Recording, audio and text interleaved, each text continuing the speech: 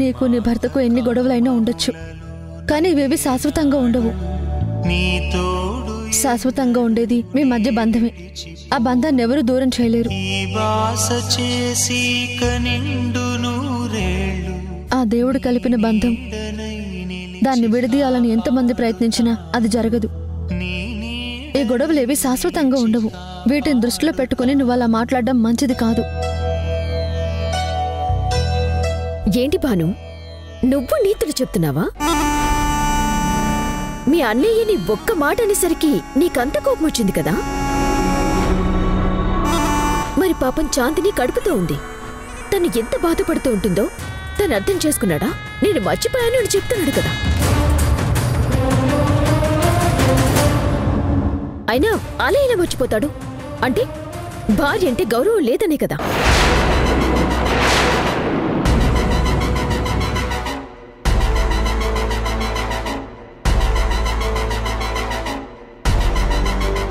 ఏంటి పార్థం, నాకు చాందిని అంటే ప్రాణం, చాందిని లేకుండా నేనుండలేను, చాందిని నేను అభిమానిస్తున్నాను అని నలుగురున్నప్పుడు మాటలు చెప్పడం కాదు. ప్రేమ అనేది చేతల్లో కనపడాలి, అభిమానం అనేది ఆచరించేటప్పుడు కనపడాలి. కడుపుతో ఉన్న భార్యని మంత్లీ చెకప్కి తీసుకెళ్లటం మర్చిపోవటం అనేది చిన్న విషయం కాదు పార్థం.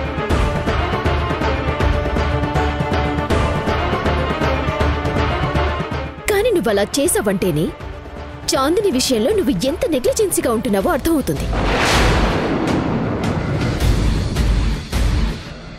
చాందిని నువ్వు అభిమానిస్తున్నట్టు నటిస్తున్నావు, అంతేకాని నీలో నిజమైన ప్రేమ కనిపించడం లేదు. ఇంకొక మాట మాట్లాడితే పళ్ళు రాలగొడతాను నీలిమా.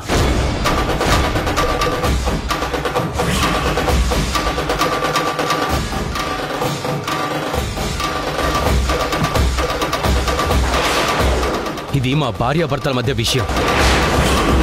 ఇప్పుడు జరుగుతుంది నా కుటుంబానికి సంబంధించిన విషయం. ఇక్కడ మేం బంధువులం, మధ్యలో నువ్వెవరు మాట్లాడడానికి? పరాయి మనిషివి పరాయి మనిషిలా ఉండవు. మా ఇంటి విషయాల్లో కానీ, నా చెల్లెల విషయంలో కానీ, నా భార్య విషయంలో కానీ కలగజేసుకున్నావంటే నిన్ను ఇక్కడే చంపి పాతేస్తాను. అయ్యో, ఏంటి బావ ఈ పరిస్థితి? అసలు నువ్వెప్పటికీ మారవా? నీ కోపాన్ని నువ్వు కంట్రోల్ చేసుకోలేవా? నీ కోపం వల్ల ఇంత పెద్ద డ్యామేజ్ జరుగుతున్నా నువ్వు మాత్రం అదే పంతంతో ఉంటావు.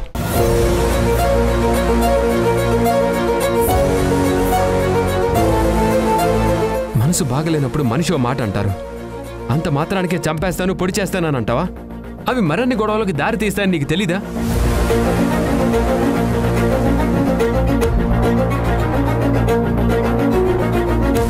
చాందిని హాస్పిటల్కి తీసుకెళ్ళాలి, నువ్వు తీసుకెళ్ళలేదు. మర్చిపోయానా నువ్వే చెప్తున్నావు. అది నీ మిస్టేకే కదా. మరి తప్పు చేసినప్పుడు ఎవరైనా చెప్తే నీకెందుకు అంత కోపం వస్తుంది?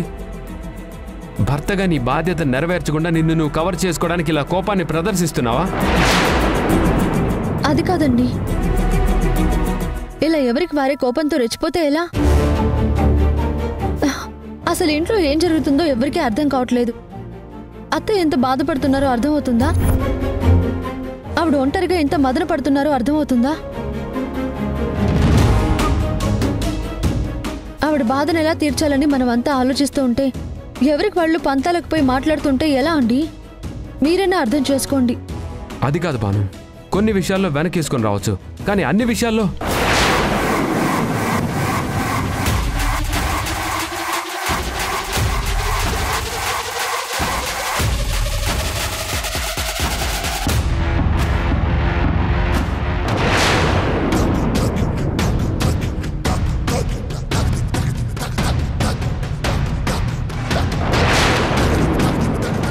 అమ్మా అమ్మా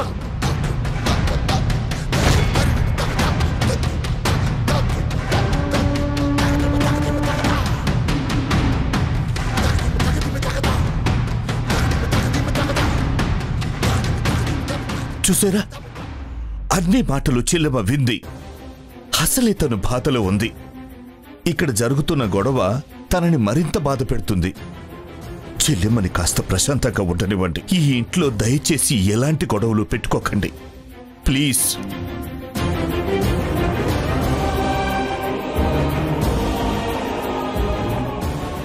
అసలు ఇంటి పరిస్థితి ఎటు దారి తీస్తుందో అర్థమవుతుందా? ఇల్లు ఎప్పటికి సెటరేట్ అవుతుందో ఎవరైనా ఊహిస్తున్నారా? ఎవరి పంతాలు వాళ్ళవే, ఎవరి కోపాలు వాళ్ళవే. ఏం జరుగుతుందో ఎవరూ పట్టించుకోవడం లేదు, ఎవరూ ఆలోచించడం లేదు. మీ అందరికీ దండం పెడతాను. చిన్నవాళ్ళైనా సరే మీ ఆవేశాన్ని కాస్త తగ్గించుకోండి, కొంచెం మౌనంగా ఉండండి.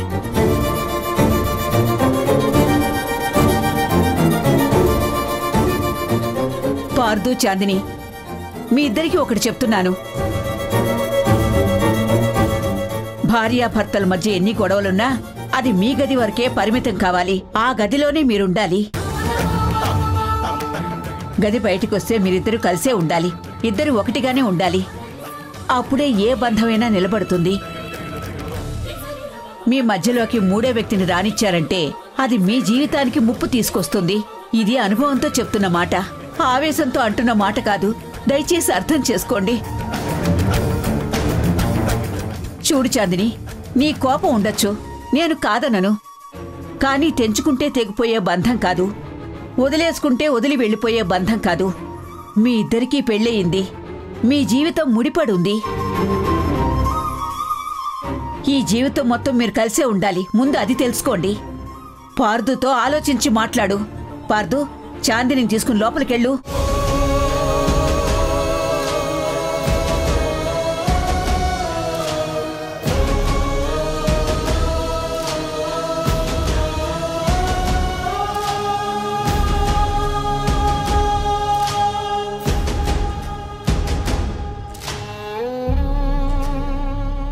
చూడు కార్తీక్,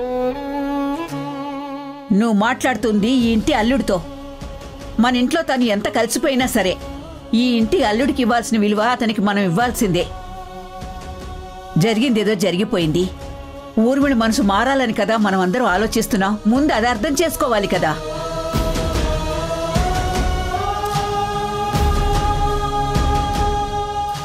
అల్లుడి మీద నువ్వు నోరు జారితే ఎలా? నువ్వు కూడా ఆలోచించాలి కదా. నీలిమ చెప్పిందంటే నిజాయితీతో చెప్పలేదు. అవకాశాన్ని బట్టి అది మంటని మరింత రాజేస్తుంది. ఊర్మిళ బాధపడుతుందంటే పార్దు కూడా బాధపడుతున్నాడు కదా. పార్దు మన ఇంట్లో పరాయి వాళ్ళ ఉండడం లేదు, ఈ ఇంటి మనిషిలా ఉంటున్నాడు. అది తెలుసుకో. మీ ఇద్దరు కూడా లోపలికి వెళ్ళండి.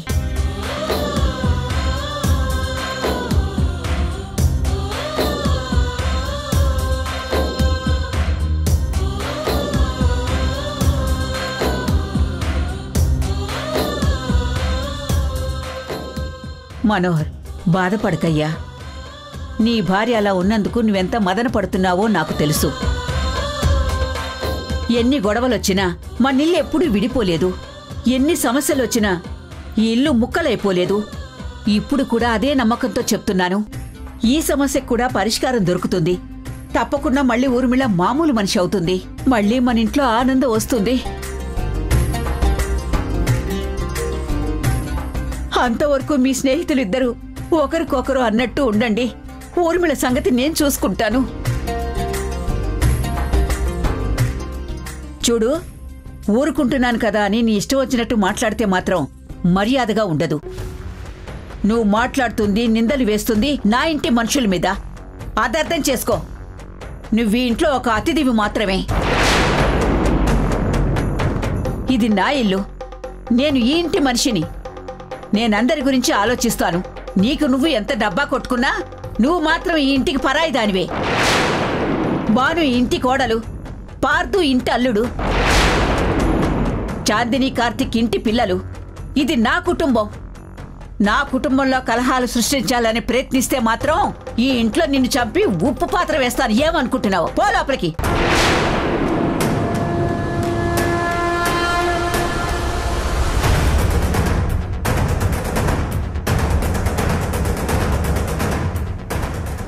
మంచి మాట చెప్పారు బామ్మ. పెద్దరికంతో మీరేం చెప్పినా అందరూ వింటారు. నిజం మాట్లాడారు. అనవసరమైన ఆవేశాలే ఇలాంటి అపార్థాలకి దారి తీస్తున్నాయి. దీన్ని అవకాశంగా తీసుకుని నీలిమ లాంటి వాళ్ళు మరింత చిచ్చుపడుతున్నారు. మీరు ఇదే పంతంతోనే నీలిమని ఇలాగే కంట్రోల్లో పెట్టండి. తొందరలోనే అన్ని సమస్యలు సర్దుకుంటాయి.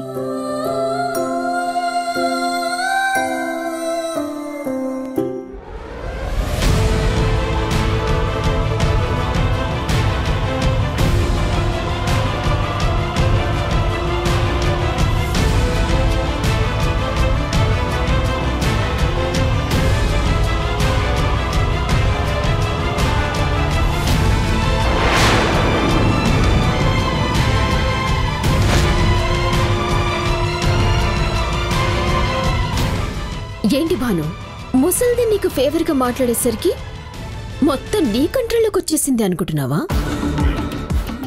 నీకంత సీన్ లేదు. నువ్వు చేసిన పనికి ఆంటీకి ఎప్పటికీ నీ మీద కోపం తగ్గదు. నేను తగ్గనివ్వనుగా. ఈ ఇంట్లో బామ్మ నీవైపై ఎందుకు మాట్లాడుతుందో తెలుసా? ఆవిడ పాతకాలం మనిషి కదా.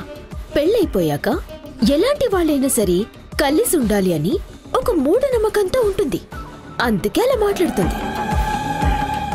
అంత మాత్రాన నువ్వేదో గెలిచినట్టు అనుకోకు. నువ్వు ఎప్పటికీ గెలవ్వు. నేను నిన్ను ఎప్పటికీ గెలవనివ్వను.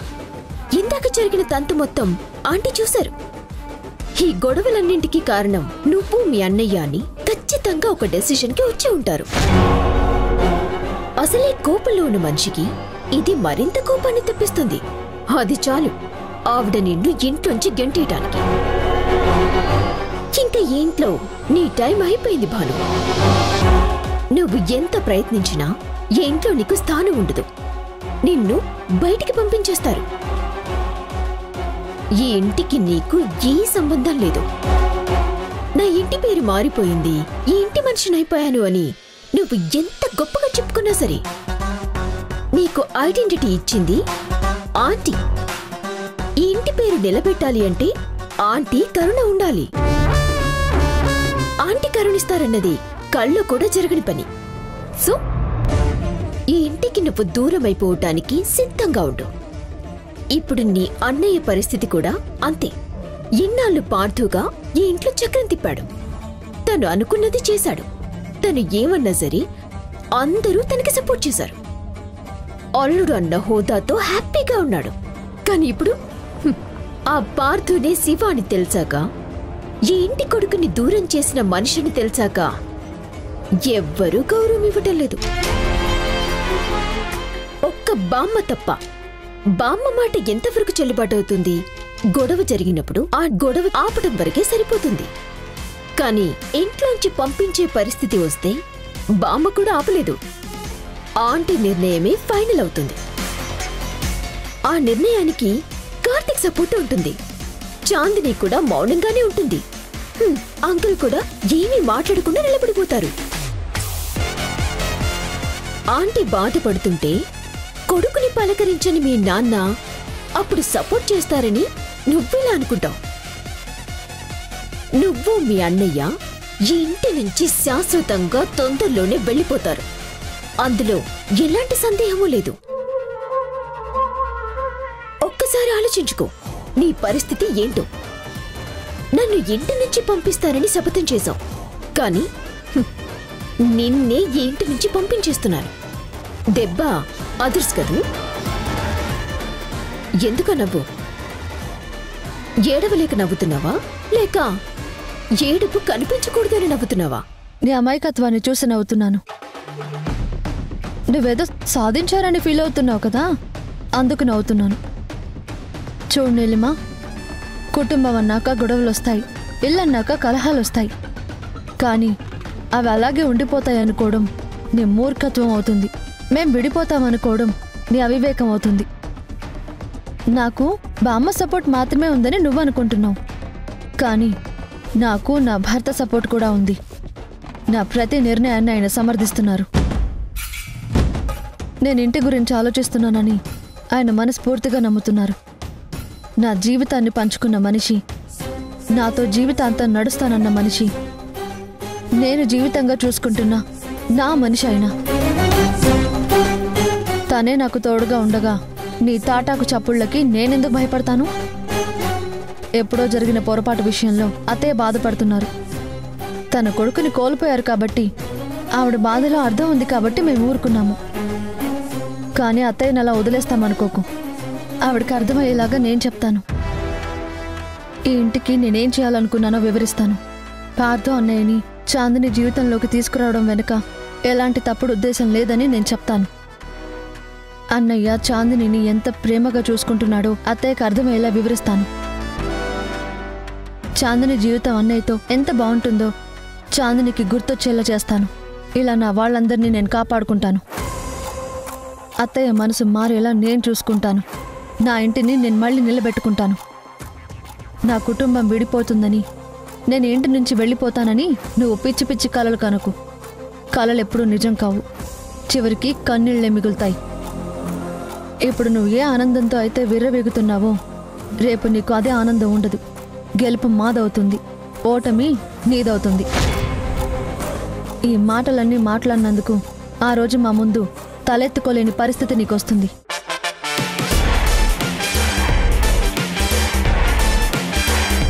ఇంకో విషయం గుర్తుపెట్టుకో నీలిమా, అన్ని సమస్యలు సర్దుకున్నాక అత్తయ్య ముందు నేను తీసుకొచ్చే మొదటి ప్రస్తావన ఏంటో తెలుసా? నువ్వు మరుగున పడేశాను, అందరూ మర్చిపోయేలా చేశానని అనుకుంటున్నా నీ పెళ్లి విషయం. ఆ వెంటనే నీకు పెళ్లి చేయించి ఈ ఇంటి నుంచి పంపించకపోతే నా పేరు భానుమతే కాదు. గుర్తుపెట్టుకో, జరిగేది ఇదే, వెళ్ళేది నువ్వే.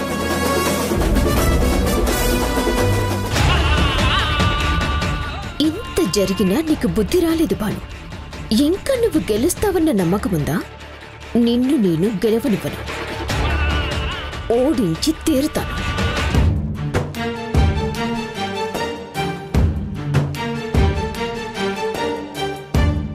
నమస్కారం బామ్మగారు. నమస్కారం. నా పేరు మూర్తి అండి. మేడం గారి కంపెనీలో మేనేజర్ని. పెద్ద మేడం గారితో మాట్లాడాలి, చాలా అర్జెంట్. నువ్వు నాకెందుకు తెలియదయ్యా? ఊర్మిళ మేడ మీద గదిలో ఉంది, వెళ్ళు. ఆగాగాగు, నేను మళ్ళీ వచ్చి చెప్తాను, అప్పుడు వెళుదు గాని.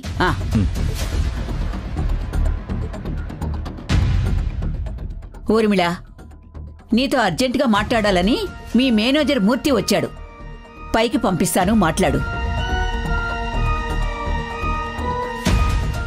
వెళ్ళవయ్యా, పైన మేడ మీద గదిలో ఉంది. అలాగే బామ్మగారు. ఏంటి బామ్మ, మూర్తిని అమ్మ దగ్గరికి ఎందుకు పంపించావు? నేను మాట్లాడేవాడిని కదా. అమ్మ ఇప్పుడు ఎవరితోనూ మాట్లాడటం లేదు. ఇప్పుడు మూర్తి దగ్గర కూడా ఈ విషయం బయటపడటం అవసరమా? ఒరే, ఎంత పెద్ద రోగానికైనా మాత్ర చిన్నదిగానే ఉంటుంది. అలాగే మీ అమ్మ ఇంట్లో అందరి మీద అలిగింది, మనెవరితో మాట్లాడటం మానేసింది. తన గదిలో తను మౌనంగా ఉండిపోయింది కదా. కానీ ఆఫీసు నుంచి వచ్చారంటే మీ అమ్మ తప్పకుండా మాట్లాడుతుందిరా. ఎందుకంటే కోపం ఎంత ఉందో ఊర్మిళకి బాధ్యత కూడా అంతే ఉందిరా. తనే ఈ వ్యాపారాన్ని స్థాపించింది, ఇంతలా విస్తరించడం మొదలైంది. ఈ కుటుంబం బావుండాలని, మీరందరూ సంతోషంగా ఉండాలని ఎంతో కష్టపడి ఈ వ్యాపార సామ్రాజ్యాన్ని ఇంతలా పెంచిన వ్యక్తి ఊర్మిళ. కంపెనీలో ఏదైనా సమస్య వచ్చిందంటే మాట్లాడకుండా ఉండదురా. అవునరా, ఊర్మిళ మనసు మారాలి అంటే ఏదో ఒక వ్యాపకం ఊర్మిళకి ఉండాలిరా. అలా లేకుండా ఒంటరిగా ఉన్నంత వరకు తనలో తను మరింత మదన పడుతుందిరా. అది మంచిది కాదురా. నీటిలో మునిగినవాడు ఊపిరి తీసుకోవడానికి ఎంత కష్టపడతాడో, బాధలో ఉన్నవాడు ఒంటరిగా ఉంటే తన ఊపిరే తను తీసుకోలేక ఎంతో బాధపడతాడు. ఎందుకంటే తన ఆలోచన మనసుని, మనస్తత్వాన్ని కమ్మేస్తుంది. నాకే ఎందుకిలా జరిగిందని మొత్తం మనిషిని కుంగదీస్తుంది. ఇప్పుడు ఊర్మిళ పరిస్థితి కూడా అదే. అందుకే కనీసం ఆఫీసు వాళ్ళతోనైనా మాట్లాడితే ఊర్మిళ మనసు కాస్త శాంతపడుతుంది. మంచి పని చేసావు బామ్మ. నీలా నేను ఆలోచించలేకపోయాను. అమ్మ బాధపడుతుంది అనుకున్నాను తప్ప బాధ నుంచి బయటికి తీసుకురావడానికి ఇలా ప్రయత్నం చేస్తున్నావని నేను ఊహించలేకపోయాను.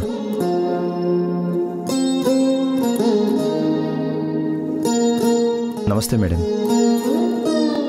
మేడం, విశాఖపట్నం దగ్గర భోగాపురం బ్రాంచ్లో చాలా ప్రాబ్లమ్స్ ఉన్నాయి మేడం. అక్కడ రైతులకి మన బ్రాంచ్ వాళ్ళకి మధ్య చాలా గొడవ జరుగుతుంది మేడం. రైతులది తప్పని వీళ్ళు చెప్తున్నారు, కాదు మన స్టాఫ్ ఇబ్బంది పెడుతున్నారని ఆ రైతులు చెప్తున్నారు.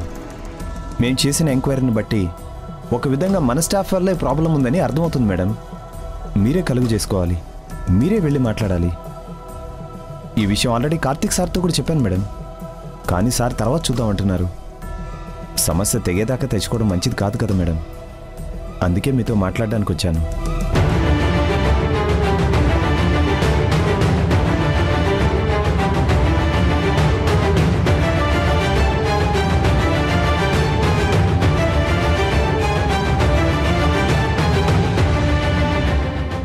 మేడం,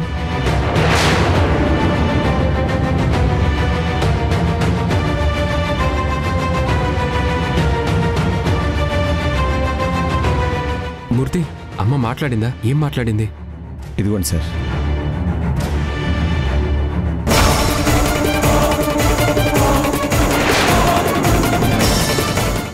మన ఇల్లు బాగుండాలని నేను ఈ నిర్ణయం తీసుకుని వెళ్ళిపోతానంటున్నాను. కానీ వెళ్ళవలసింది నువ్వు ఒక్కదానివే కాదు, మనిద్దరం కలిసి వెళ్దాం.